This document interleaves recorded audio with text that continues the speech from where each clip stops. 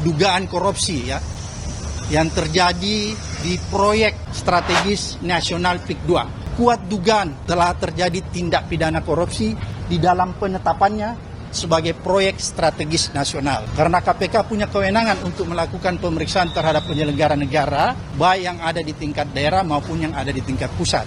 Loh kan itu hak konstitusi kawan-kawan untuk melaporkan. Dan Pak Jokowi juga punya hak konstitusi untuk juga menyanggah. Jadi saya sebagai pendukung Pak Jokowi, saya punya keyakinan besar bahwa Pak Jokowi tidak terlibat. Kalaupun dilaporkan nggak apa-apa, kawan-kawan kan punya data. Tapi sekali lagi saya sampaikan, Pak Jokowi tidak terlibat dalam kasus itu. Karena kita bisa duga bahwa penetapan PIK menjadi PSN itu tidak terlepas dari praktek kong kali kong, praktek suap menyuap.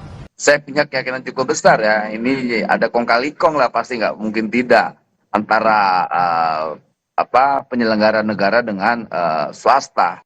Ya ini kan problem kita puluhan tahun menghadapi para mafia tanah ini.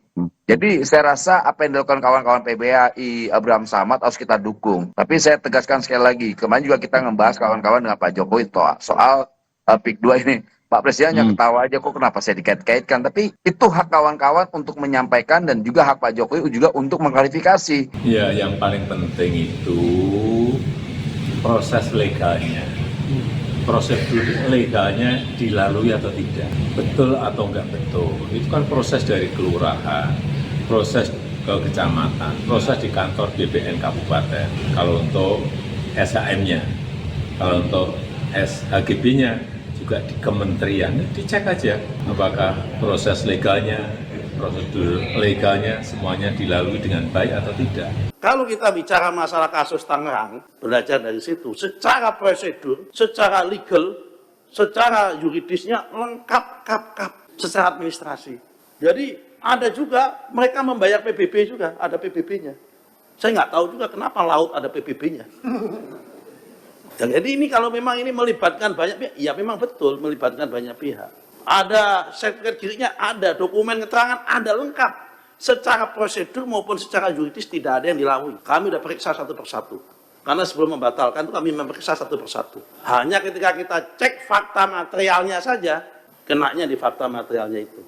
Dan ngecek fakta material ini kan harus dicocokkan, dipanggil dulu dan sebagainya. Itu pun banyak sekali ketika kami selesai sholat Jumat, ada beberapa SHM yang kami batalkan, saya di demo. Di kohort itu. Ya enggak apa-apa, orang mengelak mencari selamat kan bisa, tapi kan mudah tuh sebenarnya kalau polisi atau kejaksaan mau menyelidiki kan mudah. Mana tuh sertifikat yang kata Pak Nusron itu? Ini atas nama siapa yang menandatangani? Apa ada afiliasi ke sana? Itu kan gampang tuh penyidikan. Yang kayak gitu tuh enggak rumit banget. Cuma melihat kertas siapa tuh dulu menterinya, siapa pejabat yang tanda tangan langsung, ini di mana, ukuran berapa, sekarang di AHU terdaftar atas nama siapa. Kan gampang. Kita kan malu lah. Pemerintah kok tanahnya dijarah orang sesuka-suka, pemerintahnya diem, kan malu. Apalagi dijarah oleh cecungo yang kita sudah tahu ini kelakuannya sejak dulu begitu. Tapi sekali lagi saya sampaikan, Pak Jokowi tidak terlibat dalam kasus itu. Walaupun dia presiden kemarin, kita tahu kan kabinetnya kabinet yang malingnya banyak banget, itu garong semua isinya, banyak garongnya. Dan sikap saya nggak berubah tuh sampai sekarang. Itu sudah jelas melanggar hukum kok masih mau dibela gitu. Itu tidak masuk akal. Nah, di sini bertemu nih berapa civil society tertentu yang mati-matian membela tapi tidak punya alas hukum, ya. Bertemu dengan kelompok birokrasi yang menjadi pelayan, menjadi jongosnya korporasi. Kenapa dia harus mengeluarkan sertifikat? Padahal tidak boleh, kecuali dia jongos. Kan gitu.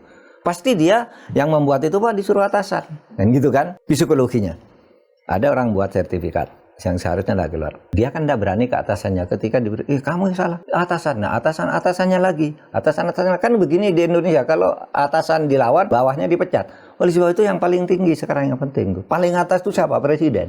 Yang mengetok kepalanya orang-orang di bawahnya ini. Diberi target aja. Kamu tidak selesai ini, ya berhenti. Dipecat atau dipenjarakan gitu kalau memang ini. Kan harus begitu ngurus negara. Saya gembira ya dengan perkembangan terakhir. Sesudah dipanggil oleh Pak Prabowo, semuanya lalu membongkar. Sektor-sektor yang mengurusi kelautan semuanya hadir kan, mulai dari Bakamla, Polairo, Angkatan Laut semua hadir. Nah bagus banget ini merespon Pak Prabowo. Tapi satu yang belum, dan itu sangat penting, yaitu sampai saat kita bicara ini, Ini belum ada kejelasan proses hukum. Padahal ini pelanggaran hukum luar biasa. Perampokan terhadap kekayaan negara. Perampokan terhadap sumber daya alam yang dilindungi oleh undang-undang untuk tidak boleh dimiliki oleh siapapun pihak swasta kecuali negara. Tidak boleh perusahaan, tidak boleh perorangan. Karena di dalam hukum kita tidak ada hak guna laut. Yang ada hak guna bangunan itu di bumi. Nah kok hak guna bangunan diberikan di atas air dan sudah dikapling. Itu sudah dikapling itu berarti ada niat jahat. Nanti kalau sudah penuh, ya karena abrasi, karena penuh, ini kan sudah tampak menjadi daratan. Ini lalu dibagi, bisa diukur meternya. Kalau masih laut kan tidak bisa diukur, orang bergerak-gerak gitu terus kan. Nah ini nanti diukur meternya, lalulah menjadi reklamasi, kan itu. Nah oleh sebab itu ada 3 pihak ini yang seharusnya segera bertindak. Untuk proses hukum pidananya, yang kemarin tuh proses hukum administrasi sudah. Yang kemarin administrasi ya? Iya administrasi dong, administrasi pemerintahan ini tidak boleh nih melanggar ini aneh. Itu nanti hukum administrasinya biar berlanjut. Tapi ini kan jelas hukum pidana. Ini jelas hukum pidana. Mengeluarkan sertifikat, pertama itu laut berarti nipu. Yang kedua itu laut itu tidak boleh disertifikatkan. Kan gitu. Nah oleh sebab itu ini yang harus bergerak siapa? 3. 1, kalau itu penipuan atau penggelapan itu polisi. Pihak swastanya itu kan polisi, penipuan, penggelapan. Tapi ini bukan hanya polisi, karena ini juga diduga kolusi.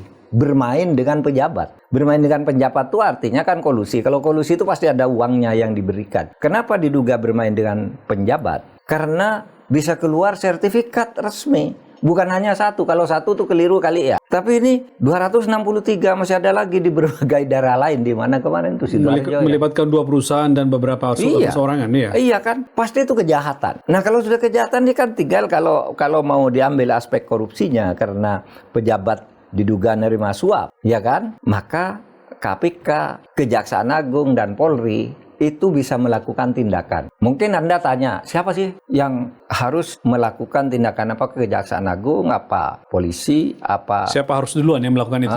Itu menurut hukum kita yang duluan mengambil tindakan itu tidak boleh diganggu. Siapapun? Siapapun. Kalau misalnya polisi bertindak dulu, Jaksa Agung menahan diri, KPK menahan diri sampai polisi ini selesai. Kalau Kejaksaan Agung, merasa ini ada korupsinya, polisi diem. KPK diem.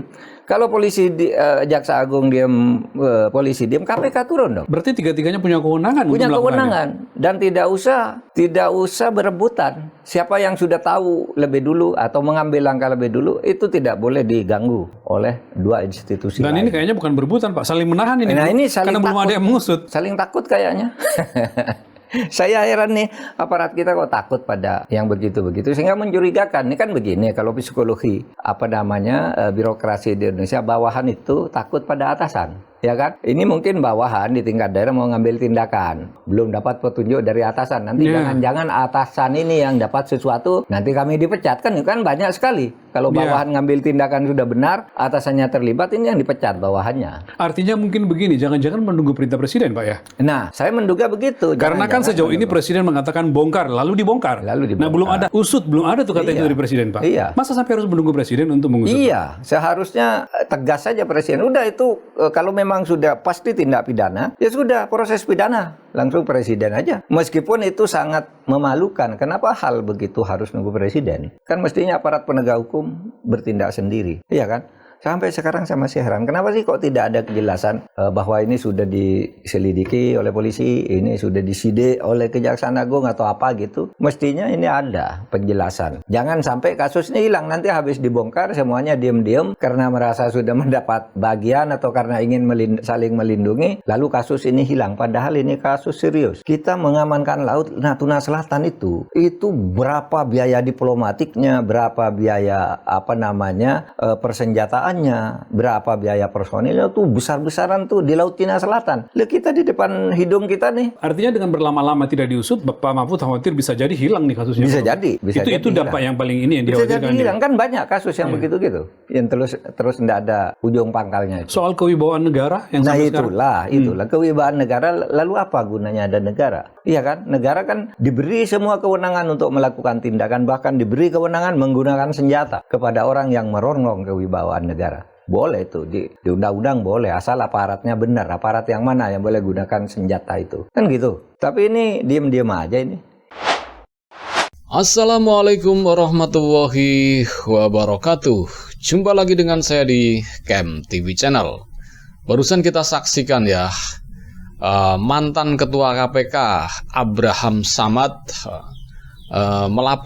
dan kawan-kawan ya melaporkan dugaan korupsi proyek strategis nasional atau PSN di area Pantai Indah Kapuk 2 atau PIK 2 ya ke Komisi Pemberantasan Korupsi atau KPK. Abraham Samad mendorong bos Agung Sedayu Group yaitu Sugianto Kusuma alias Aguan dan Presiden ke-7 Republik Indonesia nih, Presiden Joko Widodo untuk segera diperiksa. Laporan Abraham Samad diadukan langsung kepada Ketua KPK Setio Budianto dan Komisioner KPK Fitroh Rohyayanto serta Ibnu Basuki Widodo.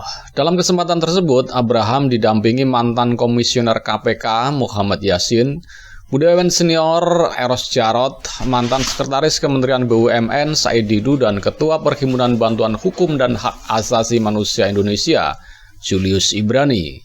Kami ini masyarakat yang peduli ya terhadap pemberantasan tindak pidana korupsi. Koalisi besar ini ada teman dari LBH Muhammadiyah dan saya susah menyebutkan satu persatu. Tapi yang terpenting kalian bisa lihat di sini. Tadi kita berdiskusi sama pimpinan KPK, dihadiri langsung oleh Pak Fitroh dan Pak Ibnu ya. Kemudian menyusul terakhir Pak Ketua Pak Setio Budi juga hadir. Ucap Abraham Samad pada Jumat 31 Januari 2025 lalu. Kita mendiskusikan kasus yang sedang hangat dan kebetulan kita membawa laporannya juga yang sudah dibuat oleh teman-teman koalisi, yaitu dugaan korupsi yang terjadi di proyeknya ya yang saya sebut di sini, proyek strategis nasional atau PIK 2. Jadi kita ingin KPK lebih konsentrasi dalam meneliti, melakukan investigasi terhadap proyek strategis nasional. Lanjut Abraham Samad. Sebab menurut Abraham Samad dalam proyek strategis nasional PIK 2 diduga kuat telah terjadi tindak pidana korupsi. Oleh karena itu Abraham berharap KPK dengan kewenangannya melakukan pemeriksaan terhadap penyelenggaraan negara baik di tingkat daerah maupun tingkat pusat. Penetapan PIK menjadi PNS itu tidak terlepas dari praktek kong kali kong, praktek suap menyuap, dan lebih jauh kita bisa melihat bahwa di situ ada kerugian negara sebenarnya, ujar Abraham. Abraham juga mengutip pasal 2 kerugian negara, oleh karena itu ia menjadi kewenangan KPK dan kita sudah sampaikan langsung kepada pimpinan KPK. Data-data yang kita punya cukup banyak, kita sudah kolek dengan satu sistem sehingga begitu dibutuhkan kita bisa langsung mendistribusikan kepada KPK untuk membantu KPK melakukan penyelidikan lebih cepat, pungkas Abraham Samad. Dan di sini ya pelaporan Abraham Samad juga ditanggapi oleh Wakil Menteri Tenaga Kerja yang sekaligus Ketua Joman ya, Immanuel Ebenezer atau Bung Noel ya. Di sini Bung Noel tidak menampik adanya ya dugaan-dugaan kan boleh saja ya. Bung Noel juga setuju kalau teman-teman dari Lembaga Bantuan Hukum serta Abraham Samad melaporkan itu ke KPK itu hal-hal yang wajar karena ini negara demokratis. Tetapi di sini yang perlu digarisbawahi bahwa Bung Noel menyanggah dengan jelas kalau Jokowi terlibat dalam pusaran korupsi di PIK 2 ini. Ini kan aneh ya. Di salah satu statementnya juga Bung Noel menganggap bahwa kabinet pemerintahan Jokowi itu paling bobrok, banyak malingnya, banyak garongnya. Tetapi giliran Jokowinya dilaporkan sebagai pucuk pimpinan, di sini Bung Noel tidak setuju dan menganggap bahwa Jokowi itu bersih dari segala macam korupsi. Bahwa yang korupsi itu ya menteri-menterinya, anak-anak buahnya, tetapi presidennya tidak.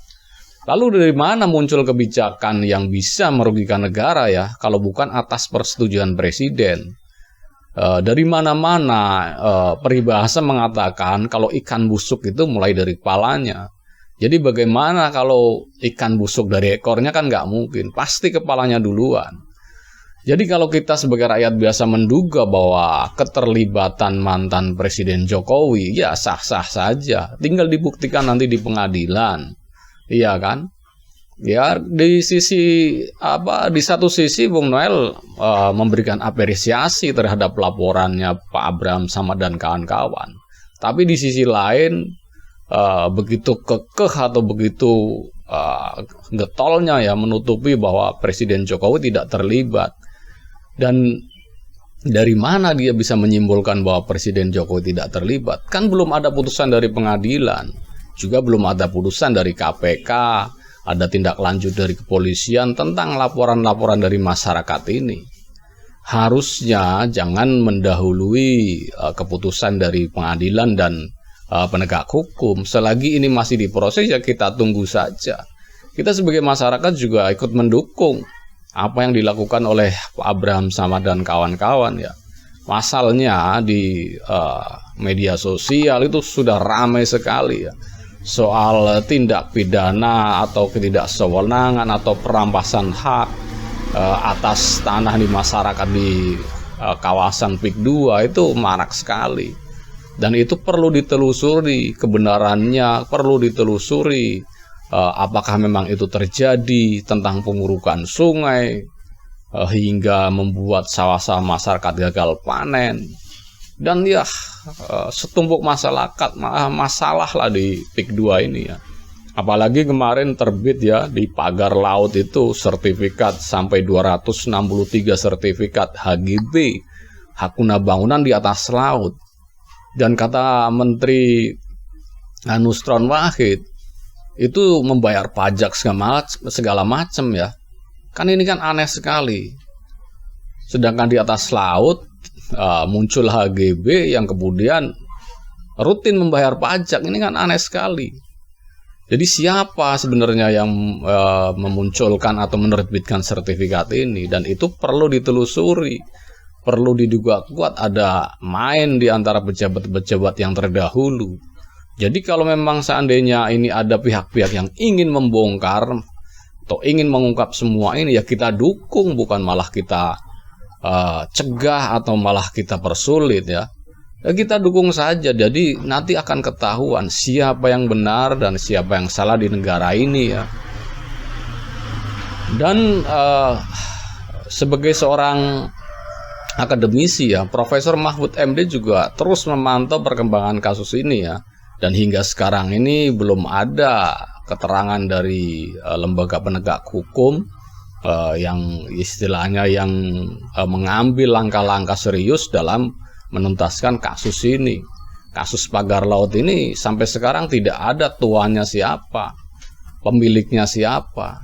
Sedangkan pembokoran terus berlangsung ya. Tetapi tidak ada satupun yang berani mengungkap bahwa inilah pemiliknya yang sebenarnya. Tidak ada, hanya menduga-duga. Dari pihak sana juga menduga bahwa ini swadaya masyarakat. Swadaya masyarakat yang mana? Yang mampu membiayai hingga 30 km lebih. Bambu segitu banyak, jutaan bambu tertanam di situ. Dan itu bukan biaya yang sedikit. Kalau 1 kilonya itu 1 miliar, udah 30 miliar lebih biayanya. Dan siapa yang menanam dan siapa yang menyuruh, siapa yang bertanggung jawab, sampai sekarang ini belum ada keputusan dari pihak berwenang yang mengatakan atau dari pemiliknya yang mengatakan bahwa itu punya si A atau si B. Itu tidak ada. Jadi negara macam apa ini? Ada preman-preman yang merongrong kewibawaan negara ini, tetapi para pemangku jabatan seolah-olah tidak tahu menahu, tutup mata, tutup telinga, membiarkan itu terjadi, dan masyarakat dibiarkan itu bertanya-tanya terus. Ini punya siapa? Ini kerjaan siapa? Masa sekelas pemerintah negara Republik Indonesia yang katanya presidennya di macan Asia nggak bisa mengungkap kasus di depan hidung? Apalagi kalau terjadinya di ujung Papua sana, atau di ujung Sumatera, di ujung Aceh sana. Ini di depan hidung loh. Di ibu kota negara, pinggiran ibu kota, sampai nggak bisa menyelesaikan, bahkan pemiliknya pun sampai sekarang nggak tahu menahu. Ini kan sesuatu yang aneh sekali dan luar biasa. Terjadi penggarongan terhadap kekuasaan, kewibawaan negara, tetapi didiamkan. Negara macam apa ini? Saya sangat setuju dengan apa statement dari Prof. Mahfud. Masa negara kalah dengan preman-preman dan cecunguk-cecunguk yang memang kerjaannya seperti itu? Kalau memang pemerintah ini tegas, harusnya sudah keluar tuh yang pemiliknya siapa, yang bertanggung jawab siapa. Seolah-olah yang punya ini di atas presiden, jadi tidak bisa diungkap.